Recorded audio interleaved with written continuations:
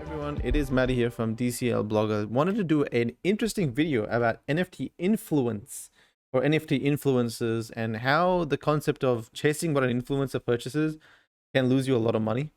I am never going to financially recover from this. I've seen this so many times in the past and it keeps happening. And it takes you a while if you're a newbie to figure out that, well, it's really unsustainable if an influencer purchases something. Usually what happens is the NFT project does really well for a very short period of time, but then in the long term, it sort of dies out. So I did a thread here on Twitter. If you're not following me on Twitter, please do so. My handle is DCL Blogger. But I did a quick thread on why listening to NFT influencers can lose you a lot of money, right? The nature of influencers, guys, is to bring a lot of awareness to a certain concept or anything. And I think people don't understand how powerful Twitter is. Twitter, I spelled it wrong. I said Titter OP. I said, I think Titter is OP. Oh, that's funny. I'm going to say Twitter is OP because I think Twitter is mega. It distributes hype, right? It's designed to distribute content that gets liked and shared frequently, whether that content be controversial, whether that content be shilly, or whatever it is. People can kind of game the system to tweet and distribute that tweet however they want. So a lot of people that have found themselves in a position of influence with over 10,000 followers or 50,000 or 100,000 followers plus, they've gotten popular not through being an amazing investor, but many times just being very good at using social media. So for example, if I were to show you, if you had to pay for the amount of impressions my Twitter has generated last month alone, it would be $50,000 approximately.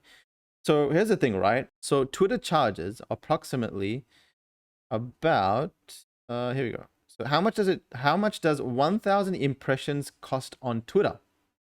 $6.46 per 1,000 impressions. So an impression is when a certain thing appears on someone's feed once. So if they scroll down, it's one view. I think if they scroll back up, it's a second view. So impressions are the number of times people around the world see it, right? The amount of times it's actually viewed. So if you now also look at my analytics, so if I go here and if I open up analytics for you, you can kind of see my 30-day summary. So this is behind my stuff, and I've really stopped tweeting over the last week or two, so it's dipped down a little bit. But if you rewind it back to November, you can see that November alone, 7.1 million impressions. If I go down to October, 17 million impressions. September, 11 million impressions. So what's 17 million if you were to take 17 million impressions, and if you do the math on that, 17,000 times 6.46, so 100K. So in October, I got $100,000 worth of free distribution just by tweeting, right? That's super powerful because that means per annum, I'm getting $1 million plus in free advertising. Many people have way more influence than me. I'm using just mine as an example. Many people actually have like 10, 20 times or more sort of influence. And so when they tweet something, they're reaching tens of millions of dollars worth of ad spend per annum, if not sometimes even per month.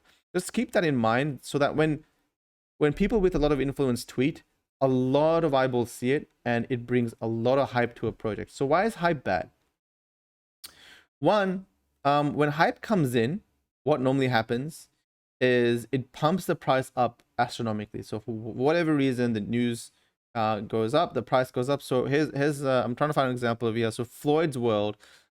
Floyd hasn't really done anything much, although their team might do something in the future. But you can see, obviously, he's got a lot of influence. So when he tweeted his interest, the price sort of went up a little bit, but has died down because there was nothing to sort of maintain that floor long term. Although they might build something in the future, but you can kind of see how influence can spike up a project. And then if you look at sustainably, like Bored Ape Yacht Club, influence spiked up their project, but because they kept building and revealing their plans, it kept going, right? It's a little bit hard to see exactly how it played out here. Another one we can also look at is curio cards, where I'm not saying these projects are good or bad. I'm just showing you points of influence and how it kind of played out during those times. So if you go to Curio cards, you look at this, kind of make it all time. You can see how, if someone tweeted, I think here maybe Gary V sort of tweeted, or maybe it got listed or announced that it's going to Sotheby's. But boom, you can look at this blue line. The light blue bars are the number of people, the number of sales that are occurring. The light blue line is the amount of the price, right? So you can compare it to the average price of the thing. You can see how influence kind of pushes it up and it falls back down, pushes it up, falls back down until it reaches some sort of a stable point. So, I mean, you can make money through this sort of hype phase right here, but it's a very quick roller coaster. Like, you'll have to sell somewhere along the way and then kind of get out. If you're a long-term investor, then you can just chill, invest, and just wait for the project to keep doing its thing.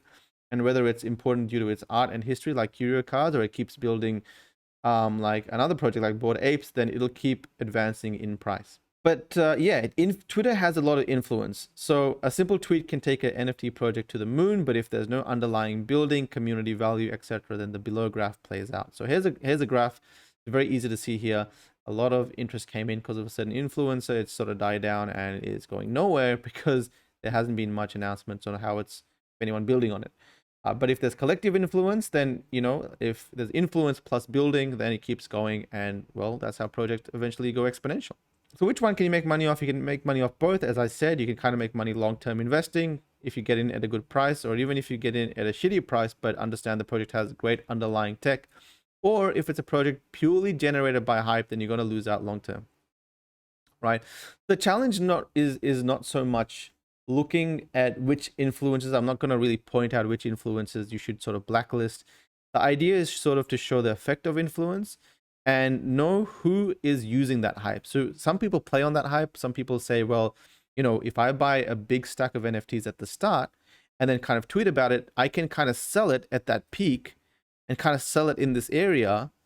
And then, people will be left kind of doing their own thing. And by that time, I've bought in, sold up here, and then I've done my job, I've made my money, and move on. What you want to spot is people that play on the hype trends.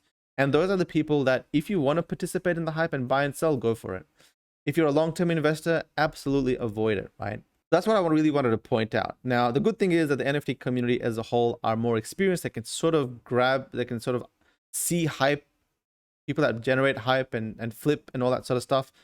Again, flipping, long-term holding, none of it is bad. It's just how do you want to participate and the risks involved depending on what you want to do. Most influencers never intended to become influencers. They just started off sort of tweeting frequently, sharing, and then suddenly people start to follow them. And suddenly, wait a second, they're sitting on 50,000, 100,000 followers, and you suddenly start to think, well, wait a second, I can move the market. Or you kind of take responsibility and don't do that, right? Or if you do so, you kind of try and make it a long-term thing so that, yeah, it has influence, but you also know it's a damn good project. So I think the onus really is on the end person. At the start, you may be a newbie, and that's cool. You're going to go through your sort of learning the ropes, why you shouldn't really follow an influencer or stuff like that. But at some stage, after a year or something, really the onus is on you. It has to be on you. We all have to take responsibility of following anyone. If an event happens and it's generating hype, at some point you need to learn how to evaluate that hype. So again, this thread isn't really to say that influencers are bad. It's really to just highlight certain things. So here's one of the sections that got a lot of engagement. Some things that I look at is the founding team. So who's on the founding team? Do they have the tech know-how? Do they have experience in building something amazing in the past? If they do, you can bet easier or sleep well at night knowing that they're building and doing their job, right? That's what you do as a founder. You keep building and serving your community. And that's why anon teams are kind of very difficult to invest in, because you don't know, or we don't know if this plays out like that. So, and then you got the funding model. Are they well funded? Bored Apes got like $90 million. So, I mean, they have so much funding now, they can hire pretty much anyone and everyone they want. They're a great brand. They can back it up with the money and just build an amazing product. Product fit is the idea itself. Does it attract a lot of people? Does it resonate with people? Or is it just a hype thing? The community strength, the people behind it, who are they? The co-investors. Co-investors bring capital to the table. The moat, sort of what's special about that one compared to the others. Digital marketing ability. I feel like we're in a world right now where you have to use your digital mediums. If you're in the digital space, but you're not using social media, I honestly don't think you're going to survive. Partnerships, you know, like do they have some leverage with great partnerships and the potential growth? Are they doing great things in the future? So if you're looking at just network and influence, you can kind of see how there's an issue, right? Because you're missing all of these things, and these are the things that have long-term value. Where network and influence, yeah, that's cool, but it could be just a hype thing, and a lot of people just tick this box but don't really look at this and tick many of the other ones. You don't have to tick every single one of these. It doesn't have to have partnerships for it to be the best, right? It doesn't have to have a great funding. I mean, it'd be great if it had a great funding model, but maybe they can figure that out later on, right? Maybe it doesn't have the good community strength at the start, but it picks up community strength later on. But it's got 5 out of these other 8. It's not about having all of them. It's about having more than just network and influence, so that it has more chances of survival long term. So anyway, again, of the above is not investment advice. Just really going through some thoughts on influence and how it affects NFT markets, and keeping wary of participating in hype or long term plays. Again, be safe out there and have fun. It's a lot of fun out there. Invest accordingly and manage your risk well. Don't really go too hard at the start. If you don't know what you're doing, go in lightly. As you learn, do more. But ultimately, it's a fun space to be in, right? Take care. I'll see you guys in another video.